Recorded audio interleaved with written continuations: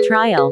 They seized two of the killer's roommates, men who had nothing to do with the crime, and hanged them.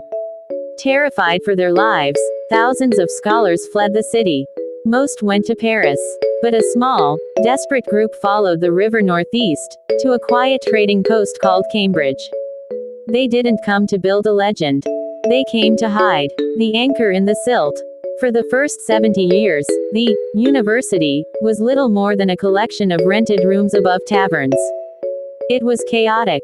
Students were technically clerks of the church, meaning they couldn't be tried in local courts. They were above the law, and the locals hated them for it. In 1284, the chaos finally got an anchor. Peterhouse, the first college. This changed everything. It wasn't just a school anymore, it was a fortress of knowledge. One by one, the great colleges rose from the marshland. King's College, with its chapel that took 5 kings and a century to finish. Trinity, founded by Henry VIII to prove he was more than just a man of the sword, but a man of the mind. The scientific revolution. But the true power of Cambridge isn't in its stone. It's in the radical, dangerous ideas that escaped its walls. Meet the men who redesigned the universe. Isaac Newton, sitting in his rooms at Trinity, pondering why an apple fell while the moon stayed put. He didn't just study math. He invented a new language, calculus, to explain the heavens.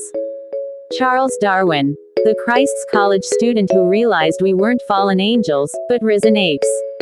Alan Turing, the King's College genius who cracked the Enigma code and breathed life into the first digital brain. Stephen Hawking, who, from a wheelchair in the Department of Applied Mathematics, peered into the heart of black holes. If Oxford was the university of prime ministers and presidents, Cambridge became the laboratory of the gods. The Cavendish ghosts. In 1953, in a cramped room at the Cavendish Laboratory, 2 men, Crick and Watson, spent their lunch breaks staring at cardboard cutouts of molecules. They weren't looking for a better medicine. They were looking for the secret of life.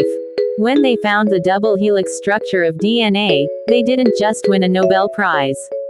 They handed humanity the source code for its own existence. The legacy. Today, Cambridge is more than a university.